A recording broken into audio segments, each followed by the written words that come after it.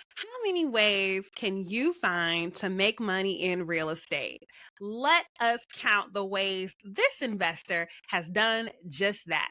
On today's episode of the Aid to Assets podcast, my guest is going to talk about how she has created her life by design, all thanks to real estate, the way it has provided not only financial freedom, but time freedom and allowed her to spend her time and energy on the things that matter the most. This is why we become investors. You don't want to miss it.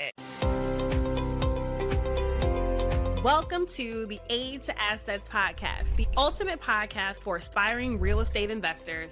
I'm your host, Tiffany Watson.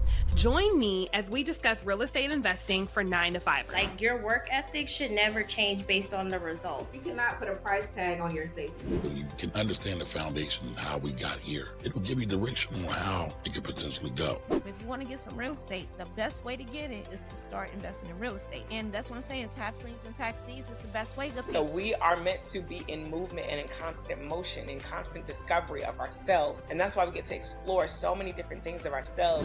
This is your Aid to Assets.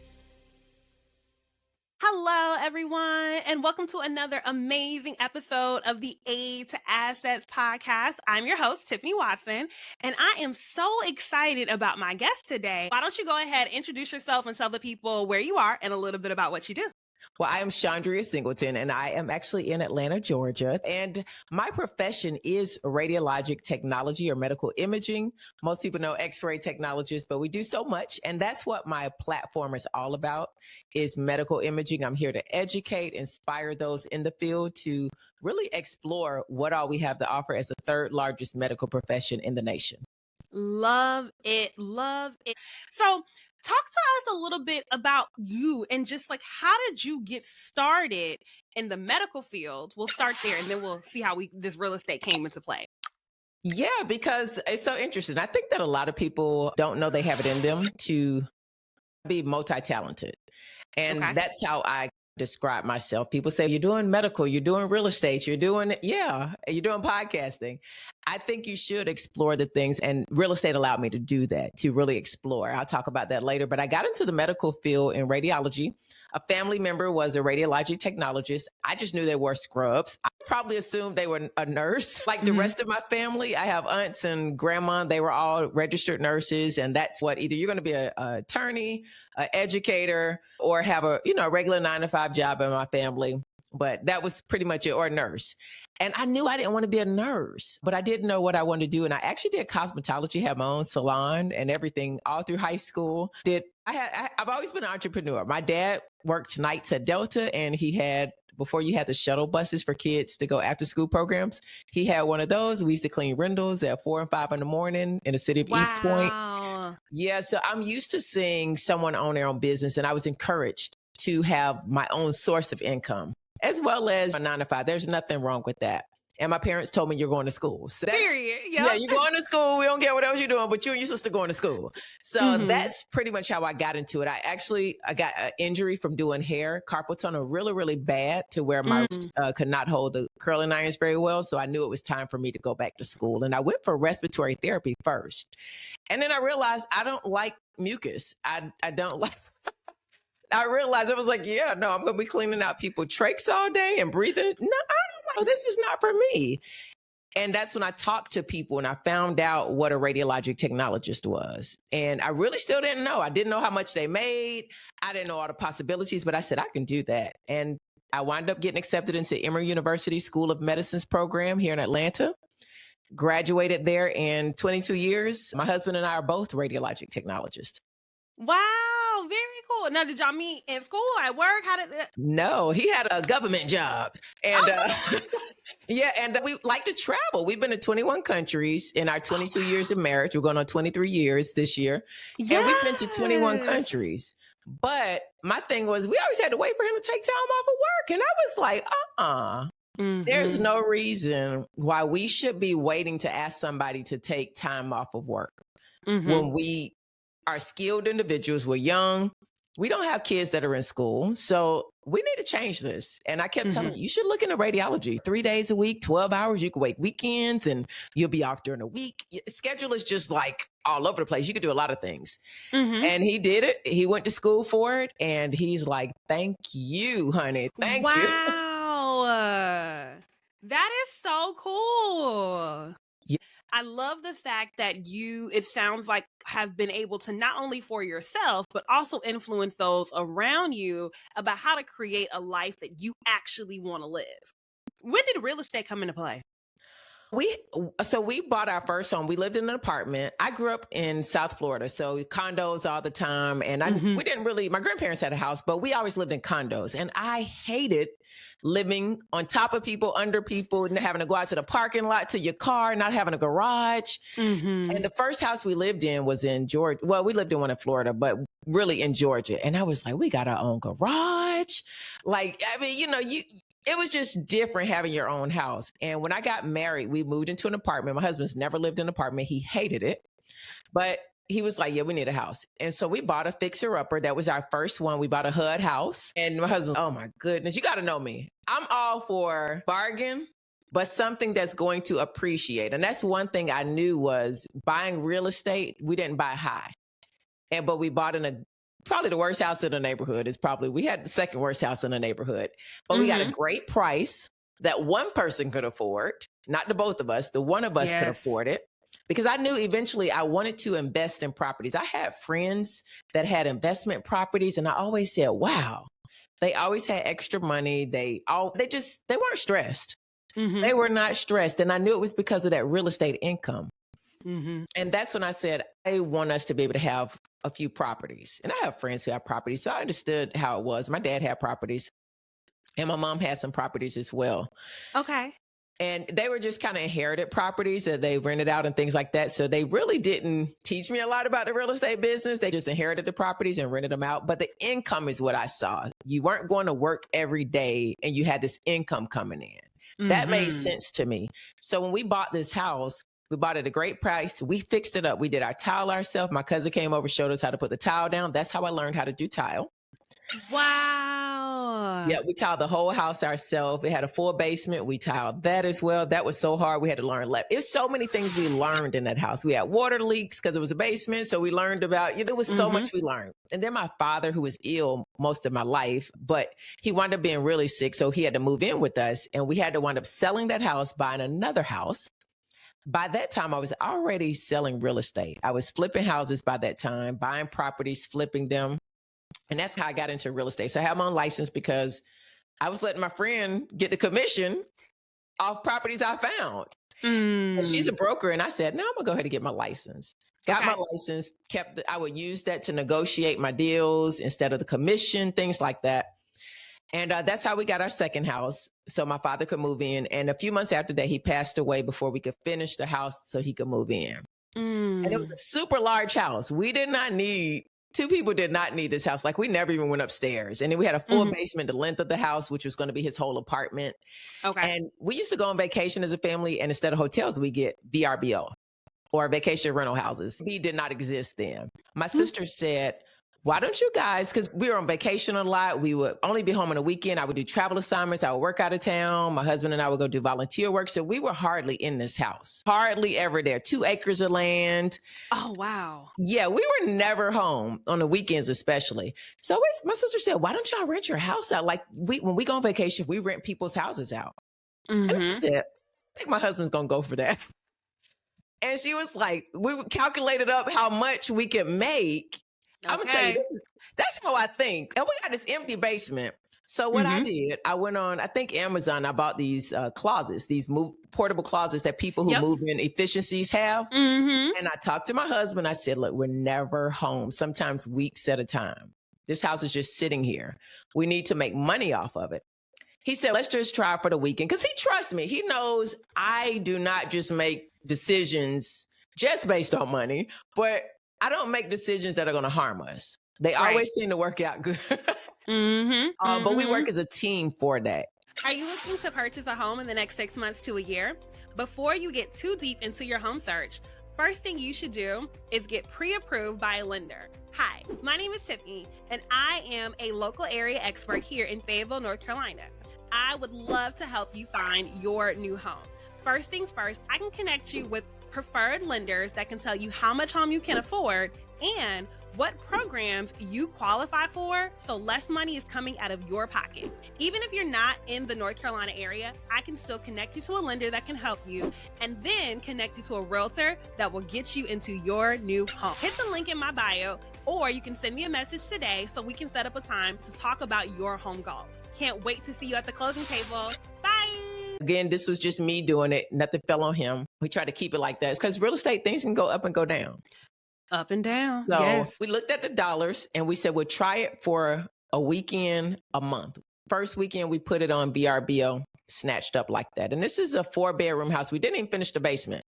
Okay. But it could house about 15 people the way I set it up. I put bunk beds in one of the rooms. And then in those bunk beds, I did twin beds that I got from Rooms to Go that were enough that an adult could sleep on instead of in a bunk bed. So I think about 6 people could sleep in this room because they were fairly large rooms. And then I did 2 other rooms and I did a futon in a loft area, which could have been a bedroom as well, but it's an open loft area. So I did a little futon that opens up into a twin bed.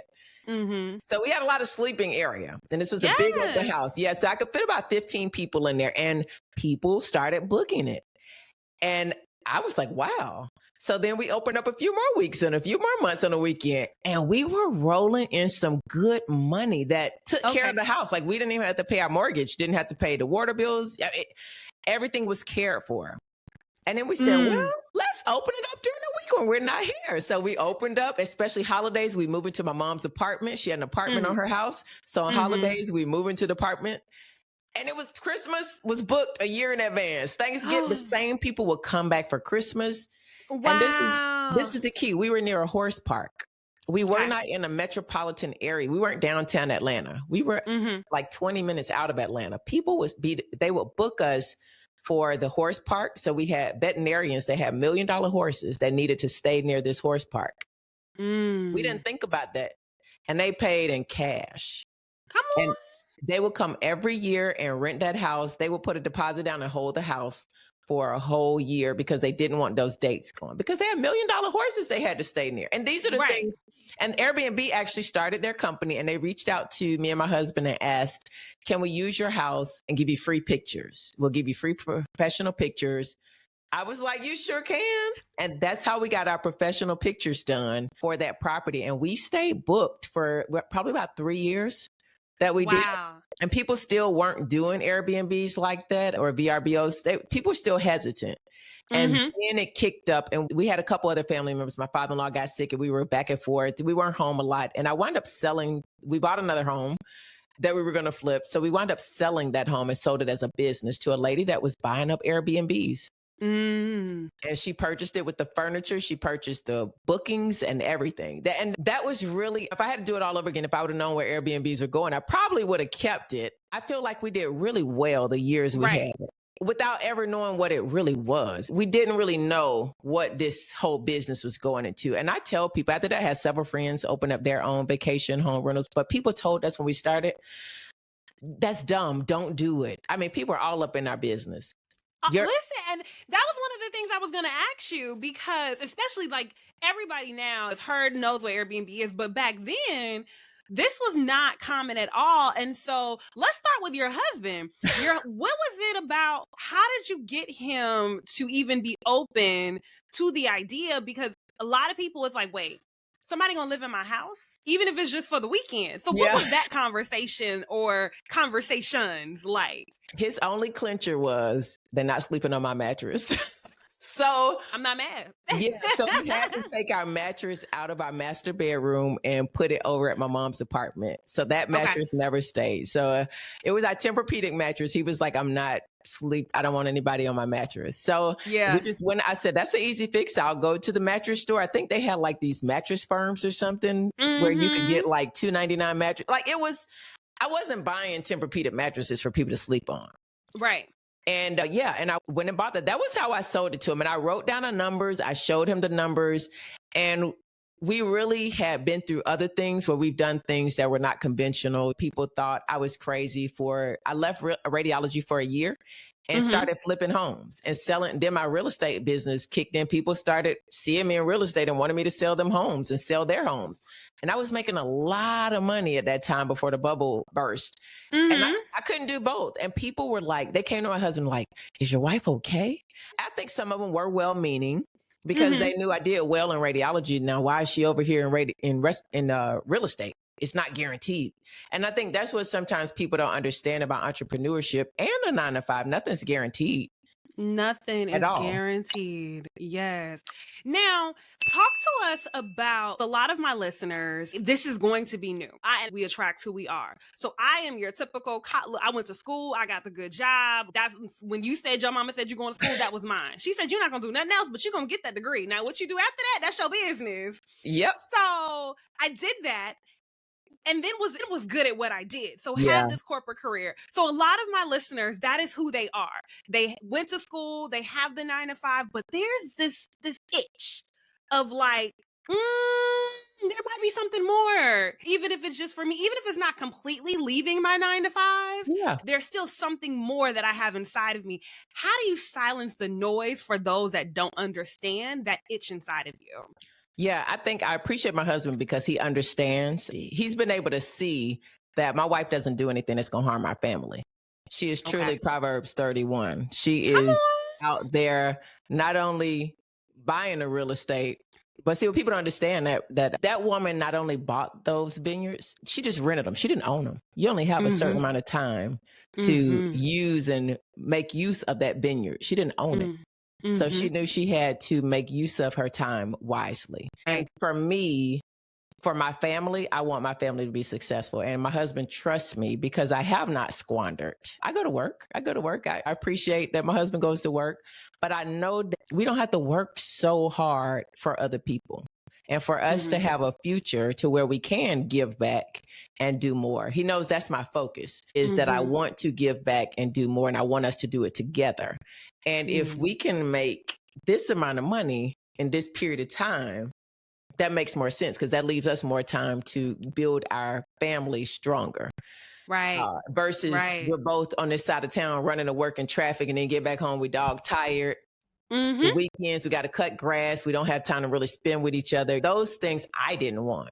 I didn't want those things. So that's how it was for us. We talked and we realized that to some things we didn't share with people because they were well-meaning, but people have, especially certain generations of people, you got a good job. When my husband went back to school for radiology and left his good job with you left them benefits? What? Girl, it was like, this girl, what's she doing? Yep. I know what I've seen, and I nothing wrong with retiring from your job 30, 40 years. I've been at jobs for years, but my dad retired from his job for many years, but that side stuff he was doing was making him a lot of money that allowed him the freedom to be able to do the things he did. And that's what I wanted for me and my husband. So he trusted me with that. He knew my motive was not just riches. It was to have that money so we can do things that will bring us closer, stronger family, and be able to help other people. Because I've been able to help other people look at their own real estate and see, you should stop renting and get your own. Even if you rent out the rooms, even if you rent the whole place, or go to school for radiology or something in the medical where you can then provide for your hustle. You can then do the thing that brings you joy and satisfaction without struggling to live while you're doing what you enjoy. And there's a fine balance. But yeah, my husband trusted that I was not going to bankrupt our family. Yeah, I love that. That's so important. And having a partner that even if they don't necessarily see the vision yet, they trust you enough. And so I've heard it said that when there's a lack of understanding, trust is needed. It is. Because my personality is, I see it immediately. Like I see it. My husband like, I don't see it. We laugh about it because he like, I don't see it. But me, my mom, my sister, we're like, oh, I see it. Yeah. It could be a broken down house with a tree. One house we bought had 3 trees coming through the roof, black mold in the basement. And I was like, I bought it on the spot, paid cash. No, you did not. I said, I bought a house. He was like, okay. I'm stressed. I'm stressed for him. Like, it ain't even me. It's already happened. I'm stressed for him. One of his friends that did our electrical work for us, he owns an electrical company. He said, at least she didn't ask for a baby. I mean, it was just like, this girl must not have no time. And she bought this stuff like, but I'm going to tell you what we didn't know. They were building a movie studio around the corner from this property. Stop it. And when I tell you, the man was getting offers from all kind of people, several properties I bought. This is the one thing I know, that when your motive is right, I'm not greedy. I'm not trying to go out there and get a whole bunch of properties that's going to bankrupt my family. This is how I know everything has to be the right motive as well. This particular property, the guy was like 80 some years old. He lived all the way up in the mountains. He hadn't been in this house for 4 years. And his wife looked at me and said, he's going to sell it to you because he wants you to have it. Everybody else around here offered him way more money. And when we got to the table, he sold it to me he had a lien on it from somebody he did business with. And he just refused to pay the person the money because it was just a bad business deal. He didn't believe the guy deserved it. And he just had me pay that lien off. Not even what we agreed to. The girl, this is what I'm saying. And those are for me with real estate. A lot of my deals came with relationships. Yeah. I had another deal, same thing. And one of my friends tried to double cross me in a real estate deal. And the man told me, he said, you remember that guy you brought with you to come look over the property to me? He said, he came back to me right after you left and offered me $20,000 more. Oh, no. I was like, really? He said, but I didn't take it because they didn't need the money. Like a lot of these people don't need the money when you buy in their house. They just never really move. They inherit the house. They're not moving back over in those neighborhoods. And that taught me a lot. See, I was new to real estate. I didn't know. I didn't know. And I did call that friend up and let him know I knew. And I see you. I see you. Yeah, I see you. But I got more protection than what you somebody. So I really appreciate the real estate, what it's done for my family. It's given us legs up. Think about just the vacation home business, that if I would have worked it like I see now, what people are doing. And I think back, I made more in a year just renting our own personal home out than I did working my 9 to 5. And I never had to go clock in anywhere. Come on. That's the goal, right? Like, for so many people, it's how can I outpace whatever it is that I'm making, where I'm required to report, to show up to somewhere else, to somebody else, and instead have this, and I'm still generating the income that I desire, if not more, but I move to the beat of my own drum. Yeah. And you don't need, some people, I got 10 Airbnbs, I've got 20. That's great. But I'm gonna tell you, I had one. But what happened was, friends of mine, like, I remember the economy went down. I had a couple friends that worked for TSA here in Atlanta, and they had to leave to keep their jobs. They had to leave the city and go to Savannah, go to other cities to keep their jobs. So their houses were empty. They saw what my husband and I were doing, and they trusted me, and I managed their Airbnbs for them. So I made income as well. I had the same person that claimed my Airbnb. I created income for her, gave her those properties. She claimed those because she knew how my system was. She knew how to change the codes on the doors. It was a whole system, and they trusted me, and I made another stream of income from managing properties. And I only had a few. I didn't have a lot. If I really worked that business the way I see now, it would have been a whole different ball game. Okay, so talk to us now then. Let's say for a listener who is like, okay, Tiffany, I believe you. You got all these people on here telling me this. What would you tell them now in order to have a successful vacation rental business? I would just start at what you can afford, because there are a lot more vacation rentals out there. When I started, it was not a lot. So I didn't have a lot of competition. And I kept my property really nice. People didn't have roaches. They didn't have ants. They didn't have all that stuff when you came to I kept a vacation property rental that was nice. I didn't buy expensive linen. I didn't go out with all the, I went to Anna's Linen and got those little $10 sheets. You remember Anna's Linen back in the day, or Walmart. And I got the silverware from Family Dollar, but I had the essentials. When people come on vacation, they knew when they came to my property, they didn't need to go to the store and buy toilet tissue. They didn't need to go to the store to buy. I had all of that stuff. It's a business. Right. It is a business. So have your exterminator on tap every month to go exterminate. Have your cleaner that actually cleans. People look at stuff. Have cameras. I had cameras installed at the front and back door so I could monitor my property. We have so many cameras now. Back then, you didn't have all those cameras then. But I had electronic door codes, things that made it easy for people to access my property. That didn't cost me a lot. One time I had to get up at 3 a.m. because the girl locked herself out. They were out partying. I had to get up and go let her in. That was the last time that happened. I got that. That was the last girl. I was like, oh, this won't ever happen again to me. But, just basic things. Operate it as a business. It is not your property. It's not your home anymore. Even if you are living that part-time. Have contracts. Operate through. If you use VRB or Airbnb, stay through it. Don't go off platform. And people will ask. People will try to. They won't. They will try very hard. They'll offer you more money. Remember, it is a business. Yes. And that's the biggest. And you don't have to compete with other people. If you got one, operate that one, work out the kinks, and then you can duplicate after that. It's going to make it a lot easier. You can even try renting rooms. Some people rent rooms. There are a lot of people out there that rent rooms. That's another. Right. If you don't rent out your whole house, just try rooms. It's still good money in rooms. I love it. Now, I love the fact because, one, you were willing to try out different strategies in real estate. And I tell people regularly, real estate is personal. It depends on what you have the capacity for, what you have the time for, what you have the money for. But everybody can get money if you really want to. Now, a question I often get, though, especially from my ladies, is we love to see an HGTV turnover. However, when it's talking about us actually going and looking at these properties, we want the cutest house on the block. We want that turnkey move-in ready. So how did you get comfortable, especially realizing how much work was going to be needed to flip these properties? I think sometimes the people that I dealt with, you're saying if they're buying to flip a property, or are they trying to purchase their home? They're trying to buy a property to flip, but they really not really about that life yet. Yeah. I had a couple of those because they look at you and they say, oh, if she could do it, I could do it. But they don't. People are like, oh, if you could do it, I could do it. I make more money than you. You know. It is one thing I learned from flipping houses was I didn't rent my houses out. If I bought them, I turned around and flipped. But then I got stuck with one house that I had to rent out. That's what turned me on to short-term rentals too. That was a really bad experience.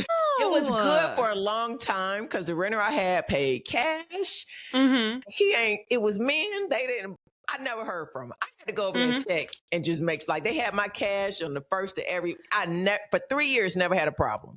Wow. And then they moved and I got a new renter and that didn't last but maybe 2 months. And the eviction was just a horrible situation. And I was like, I'll let it sit empty before I ever do that again. It was a lot because I had put so much into this house. It was really nice because I wanted to flip it. And that's the part people don't really understand sometimes is what it takes to get people out your house when they're in there don't want to pay. What they do to your house when they're in your house not paying or paying. Right. There are a lot of things behind the scenes that people don't know what it takes dealing with contractors, especially as a woman. I had a contractor, my husband was doing something and he said, I just don't like the way your wife talking to me. My husband said, well, she's the one writing the checks. So I have nothing to do with this. This is her business. So if y'all got a problem, I expect y'all to work. Like, what's happening? Like, I got a lot. And so in my contracts, I eventually told people, this is my business. You might see my husband, but he has nothing to do with it. You had to write that in your contract. I wanted you to understand from the beginning, if you didn't like working and taking instructions for women, we don't need to work together. Yeah. So I'm letting you know up front, this is a me deal. And if you don't, and I'm not rude, but when I don't like something you did, or if you're not doing something right, I'm going to tell you because this is my money. Period. I mean, it is. And some people don't like to take instructions from women. This is true. They do not. And so, don't let it be a black woman at that. What? Because for so many of them, they've never had to listen to a black woman before in their life. Or they talk to you kind of way. That's your wife. I'm not your wife. And I'm not going to argue with you. This is business. I am not going to argue. I just am not. I refuse to argue when I'm spending my money. I just walk out of a company. If I'm not getting, I just leave. I'm not. pay the bill, I just never come back. Right. And that's how I was with real estate. I was very upfront with the contractors, and I kind of stuck with my same crew. But sometimes you got to then I just let them know, you guys don't have a problem taking the structure from me, right? Okay, because I will let you go in the middle of it, because I'm not going to do that back and forth. I had good relationships with banks. For me personally, I kept my credit good because I didn't want to have to depend on hard lending money and stuff like that. That just was not the way that I flipped houses. I knew other people that did. When the market crashed, those people, they did lose a lot. They struggled. For me, if I couldn't afford it, or if my bank, I had good relationships with small banks. That's where I did a lot of and a couple of my flipper friends are women. Okay. And they have multiple properties. Yeah. And when they saw me with a few, eventually came around and said, hey, I do the same thing. And they mentored me.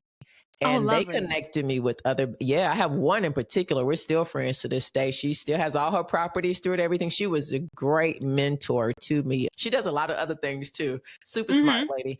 But she is the one that helped me really kind of get on that path of flipping houses. After she saw me flip a couple, she was like, you're pretty good at this and you have a passion. I think you're going to stick. Let me introduce you to some banks. And things are relationships too, even in real estate. Even in real estate, I realize you still have to build relationships, especially with these small banks. I don't know about nowadays, but back then. Even now. Yeah. I love a small bank. Yes. Go in there and go talk to them. Go walk in and talk to them. I know we love to get online and but with this, yeah. You definitely want to make the relationships. You need access to that money because when you find that property and you're in the middle of another deal, they know you're good for the money, because every time they come and check on the property to give you a draw, you're doing everything you say you're supposed to do. You're not cutting corners. You're using licensed professional. You're not a risk. And once you do a few with them, it's not a problem after that. It's not a problem after that. I had really good experiences, and I just stuck with 2 banks. And those banks are still around today, just small little country banks. And I had great experiences with them. But again, I didn't do hard money lending flips like that. That just wasn't my thing. But I know a lot of people that did, and they did really well with it, and some that didn't. But I just chose not to go that direction. And when I would flip, I only flip maybe 2 or 3 properties at a time, because that's what I personally could handle. Love it. Okay. Now let me ask you this, because while all this has happened, so we managing Airbnbs, we flipping houses, you and hubby going to a new country every year. How? And you working full-time still as a radiologist tech. Did I say that right? Radiologic tech. Yep. Radiologic tech. How are we doing all of this in 24 hours a day? Hey y'all, Tiffany here. Are you looking to purchase or sell real estate? As you know, I'm your aid to assets, and I want to help you with all of your real estate endeavors.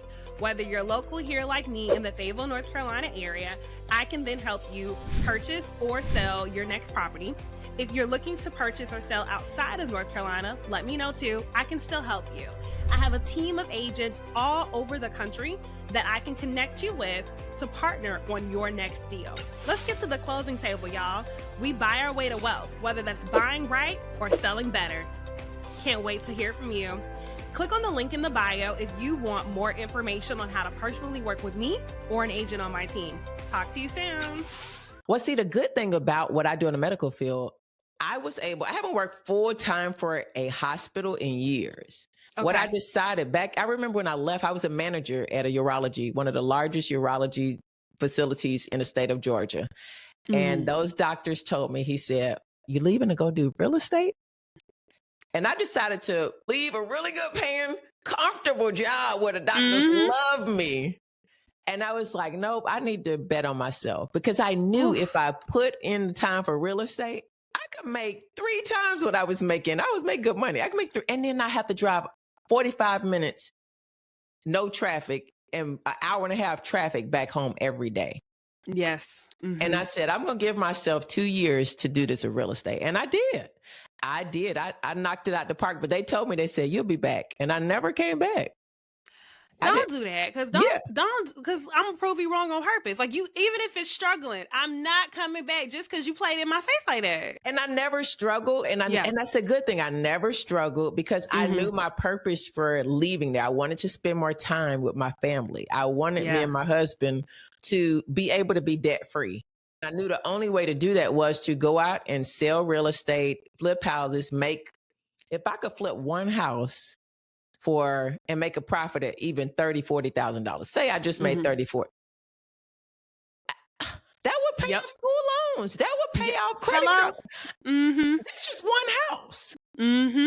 Now, to me, how long would it take me to make that at just an average job? Some people, that's a whole year's salary. Yes, right. Some exactly. people, that's a half a year's salary. Take me a half a year. There's no way I'm going to keep all that money from my paycheck anyway. So I'm like, wait a second. I think if I really put my effort into this, I can clear out debt, because I went to a private university. Emory is not cheap. Listen, okay. Okay. So I still had loans to pay off that I couldn't seem to knock out. And I didn't even come out with a lot like some of the other people. But I still had enough to where I just wasn't making a dent in them. They were deferred. I was trying to pay those. And I had a brand new car I bought. And I had credit card debt and medical things. I'm ripping and running all around town, taking care of my dad. So after I did that, I just started working. I started my own company in radiology. So I have my own radiology company where I contract myself out to different imaging centers, and then I can work PRN at hospitals as needed. Well, that keeps you busy and you make more money doing it. Oh my gosh. I love that, because I want people to see that was it. I want people to see that flexibility, because one of the things, even as I have leaned more into this entrepreneurship space, I work more than I worked when I was working a full-time job, which we're not even gonna, like, if you think you're going to be an entrepreneur because you're not going to work, you are sadly mistaken. Yeah. However, love it. I love it, love it, love it. And one of the things that my mentor says is that when he got to thinking about it, he thought, similar to how I did, that it was, okay, I'm going to do all of this so I can retire and then just sit and chill. But too often we retire, we not too long after that expire. Yeah. Well, I'm not trying to do that. And so now my mindset is shifting. It's less about, I don't want to work at all. I realized that was just the trauma and the burnout from being in corporate of, I don't want to work with Shaw. However, I love what I do. And so it's creating, again, like you talked about, you hit it on the head and you could tell us a theme, creating the life that I want. When do I want to work? What type of work do I want to do? Who do I want to work with? And when you have these additional streams of income, it allows you to be a lot choosier. Yeah, you create. I find that I create better in my brain. I'm just a better person. Yes. And I had a client come to me. I didn't want to deal with sellers like that. I realized in real estate, my thing was buyers. I had a few sellers and they were good, but I was like, yeah, I don't want to do sellers. I didn't want, that was just, you good at what you're good at and you're not good at what you're not good at. And you got to be honest. You get to choose. Yep. You get to choose. So I chose buyers, and the sellers I did deal with, I chose. But the buyers, I'm that kind of person where I like relationships. I genuinely like getting to know people. I'm a genuinely kind of talkative person. I'm not nosy. I'm just a genuinely interested person in other people. And I think people can feel that and are drawn to that. And I had no problem getting buyers without having to advertise. Back then you had a magazine for real estate. I did do an ad in one of those because I got with Remax, and I never was with a big real estate company because my friend was a broker, but then she moved to New York. So I had to get with another company, and I got with Remax and they wanted me to get in this magazine. But I remember specifically, I got this client, worked for NASA. He was a scientist at NASA.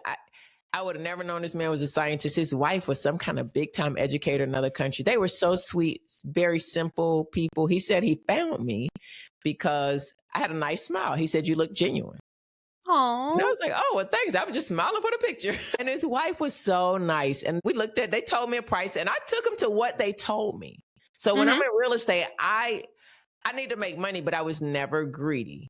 And it always worked out for me because I took them to the houses that they told me they wanted to stay in that price range of. I took them to all those houses. Next thing I know, he said, we found this house right here. Can you take us there?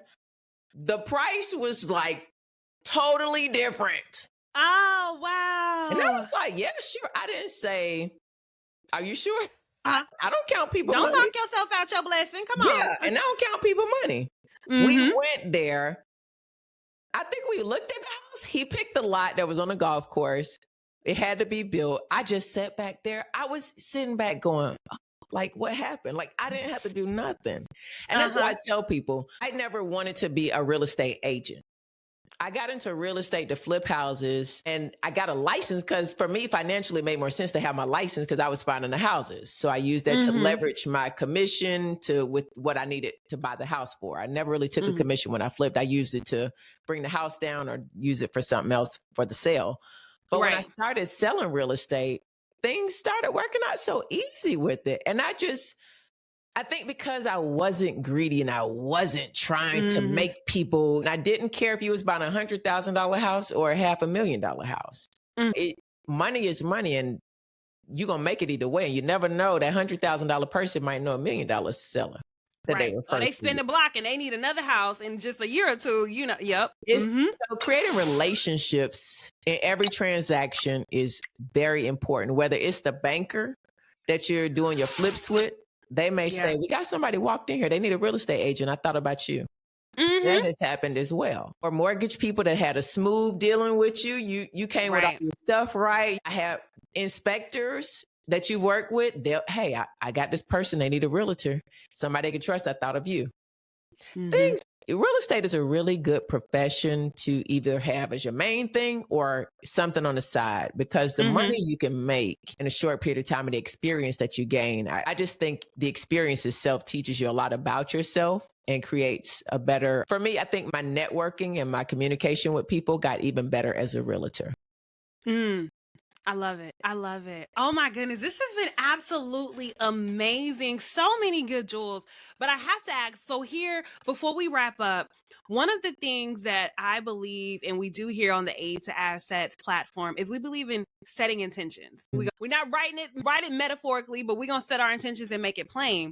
So now, when you think about what is going to be true for you, you could pick 1 year, 3 years. When we look back at this recording, where are you and your business going to be? Which business? No, just listen, you tell me.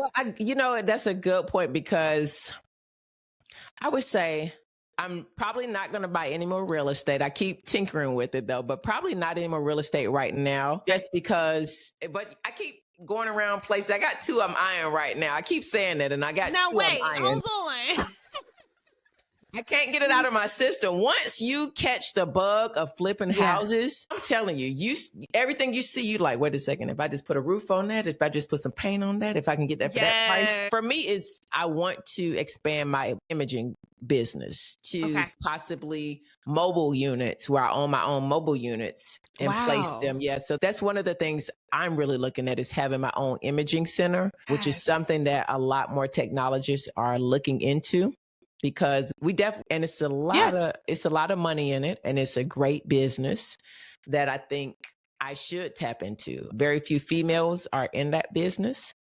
And so that's something I'm working on now for the imaging part of it, is having my own and building my staffing company. I have a radiology staffing company. It's been small for a long time, and I've had a couple opportunities to get with larger hospitals. So that is something I'm working on in the next 3 to 4 years, is to really build that out to larger facilities, possibly government contracts.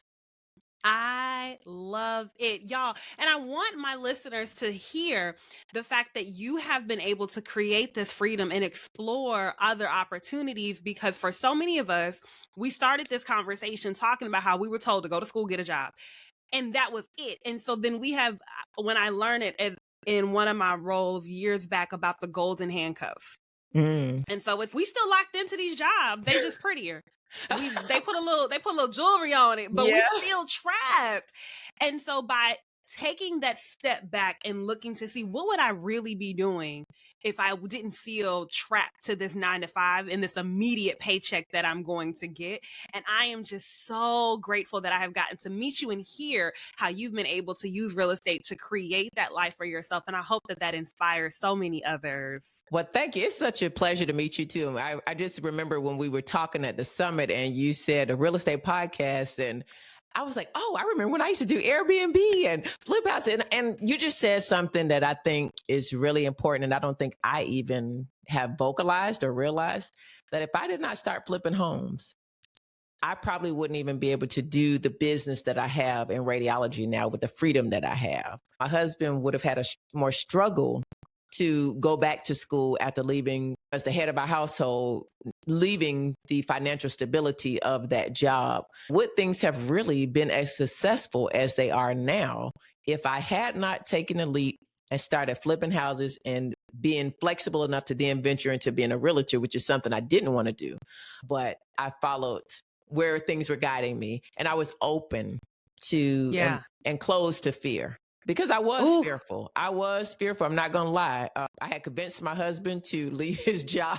That was the first time that I think he really had to trust his wife. And that was the beginning of our marriage. Imagine if that had failed. It would have been, girl, you ain't doing nothing else. You ain't convincing me to do something else. We got to go back and live with my mom or your mom. It would have been probably really bad for us. And I'm just grateful that we worked as a team. We were honest and did not make rash decisions, and we communicated through it. But if I hadn't done real estate, I really believe that I would still be stuck in the position that I was, probably still trying to pay off that debt. Wow. I love that. Thank you so much for sharing. This is why we create platforms like this, so other people can know what is possible. So tell the people how they can tap in with you, where they can find you, especially now they're thinking about, let me make a little career switch so I can work 3 days a week too. Talk to us about that. So you can find me on YouTube, Instagram. I am a couple of texts. That is my podcast. And that is also my YouTube page and my Instagram and TikTok. I'm all about educating people of their options.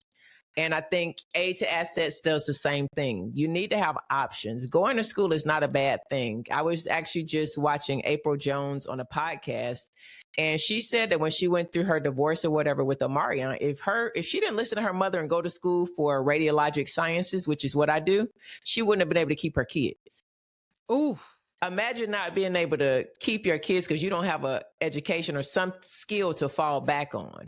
And that's my purpose for being on this podcast, to show people you got to be flexible. You got to be open to things. But that skill that you have, whether it's a young person getting out of school, go to look for something in the medical field. It gives you that flexibility. So I could go and flip houses and still go through work at a hospital at nights or on the weekends, and Monday through Friday, I'm running my real estate business. Those are the options that I think we should have, because you got to pay your bills. Waiting tables for everybody does not pay your bills. So having other things that you can do that pays your bills while you out there making the money that you really, really want to make and doing the things you really, really love. That's what my page is about, to educate people, and then also educate you on your health as well, because a lot of people don't know what we do. Love it. Well, y'all, that will definitely be linked in the description box. So y'all make sure that you tap in. I couldn't close this out any better. Have options, y'all, and real estate provides one avenue for you to be able to do that. So that wraps up another amazing episode of the Aid to Assets podcast. We'll see you at the closing table. Bye. Thank you for tuning in to another insightful episode of Aid to Assets. Remember, your journey from 9-to-5er to successful real estate investor is within reach. Keep learning, keep growing, and keep investing in your future. If you'd like to know more, connect with me on Instagram at Aid to Assets. Don't forget to subscribe, rate, and leave a review. Until next time, happy investing.